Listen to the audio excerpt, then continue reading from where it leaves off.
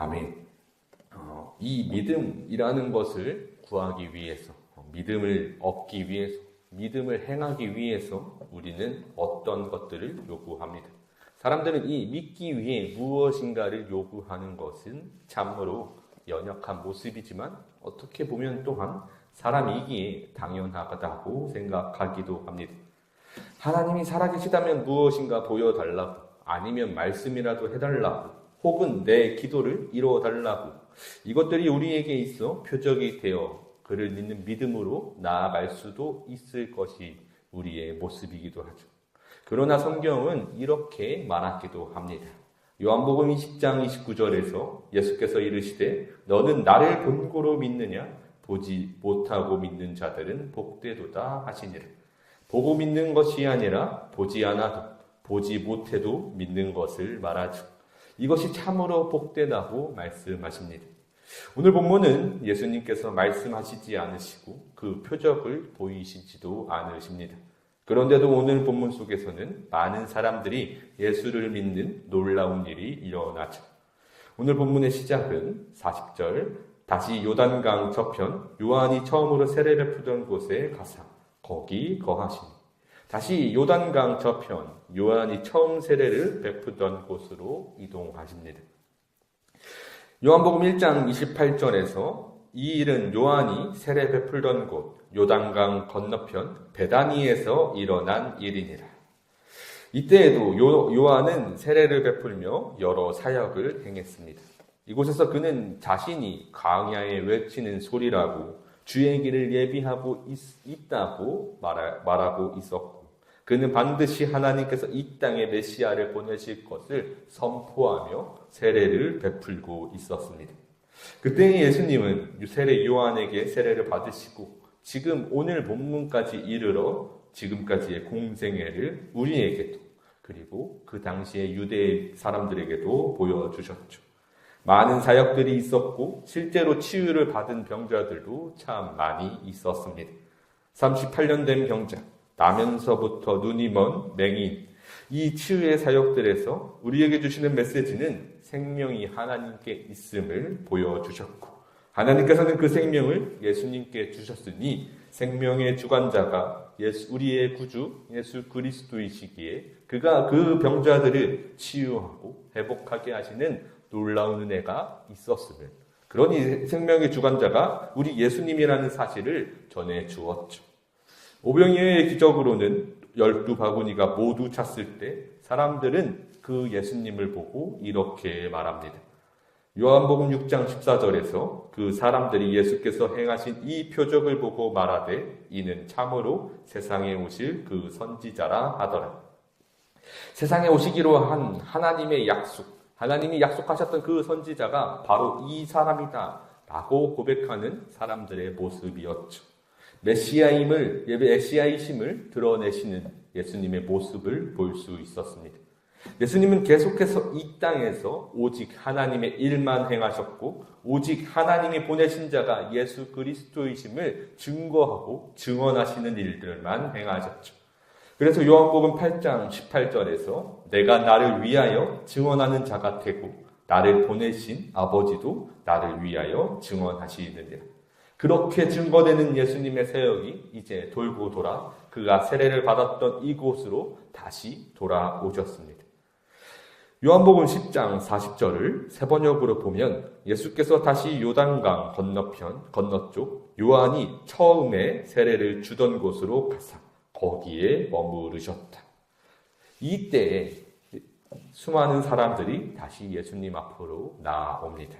41절에서 많은 사람이 왔다가 말하되 요한은 아무 표적도 행하지 아니하였으나 요한이 이 사람을 가리켜 말한 것은 다 참이라 하더라. 여기서 놀라운 것이 나타나죠.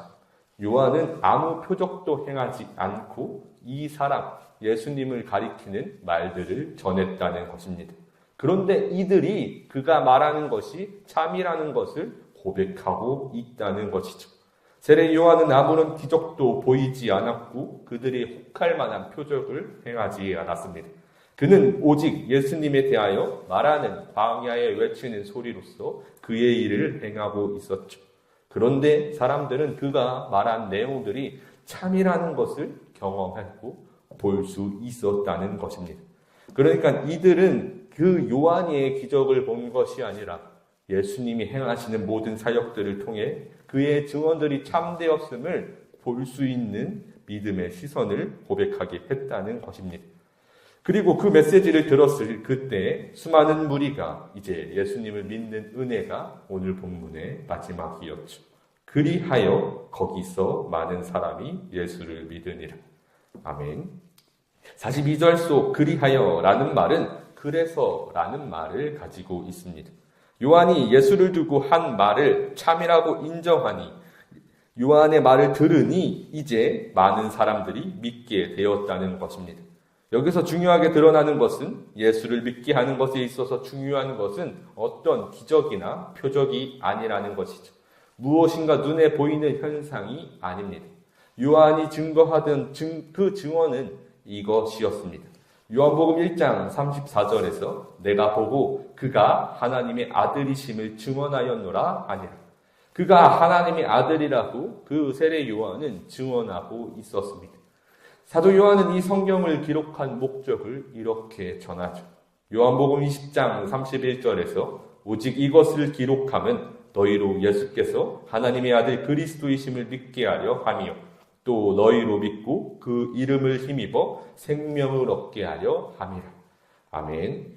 하나님의 아들임을 믿게 하기 위하여 그가 진정한 우리의 하나님의 아들 그리스도이심을 믿게 하기 위하여 이 책을 기록하였다고 말합니다. 그러니까 우리에게 필요한 것은 그를 믿는 믿음에 있어서 필요한 것은 예수 그리스도가 살아계신 하나님의 아들임을 믿는 것인데 그 은혜의 과정이 들음에서 그 전하는 소리에서 일어날 수 있었다는 것입니다. 지금 우리는 예수님의 표적을 눈으로 보지는 못했을 것이죠. 경험하지 못했습니다. 이 기록된 말씀에서 강단에서 선포되는 말씀 안에서 주님이 말씀하시는 그 음성에서만 듣고 있었죠. 무엇인가 놀라운 표적이 있어야 믿을 수 있을 것 같은 그 믿음은 지금 그저 들음에서 시작되는 것임을 우리는 볼 수 있습니다. 그래서 예수님은 이렇게 말했던 것입니다. 예수께서 이르시되 요한복음 20장 29절에서 예수께서 이르시되 너는 나를 본고로 믿느냐 보지 못하고 믿는 자들은 복되도다 하시니라. 이것이 바로 우리에게 허락된 복입니다. 그래서 히브리서 기자는 이런 믿음에 대하여 이렇게 전하죠. 히브리서 11장 1절에서 믿음은 바라는 것들의 실상이요 보이지 않는 것들의 증거니 보지 못하는 것을 보게 하셨고 믿을 수 없는 것들을 하나님께서 믿게 하셨습니다.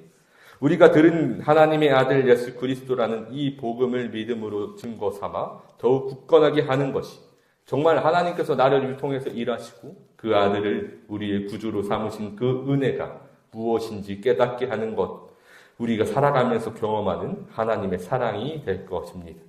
하나님의 은혜는 이 사실에 있죠. 그러니까 내가 하나님 앞에 고백하는 이 믿음 자체가 우리에게 증거가 되고 하나님의 살아계심을 보게 하십니다. 우리에게 그러니 가장 중요한 것은 믿음이 될 것이죠. 다른 것을 구할 필요도 찾을 필요도 없습니다. 오늘 본문에서는 이미 계시된 말씀을 통해 그들이 들었던 요한의 참된 증언을 통해 하나님의 아들 예수 그리스도를 바라보게 하는 은혜가 있었습니다. 그리고 지금 이 계시된 말씀은 우리의 눈앞에도 있죠. 이 말씀을 읽고 묵상하여 예수님을 통해 예수님을 하나님의 아들로 고백하는 우리의 믿음이 되기를 간절히 소망합니다. 이 말씀을 우리가 더욱 읽을 때마다 예수 그리스도께서 참으로 살아계신 하나님의 아들이심을 고백하는 우리의 믿음이 되어서 이것으로 참된 생명을 누리고 하나님을 기뻐히 예배할 수 있는 저와 여러분이 되시기를 주님의 이름으로 축복합니다.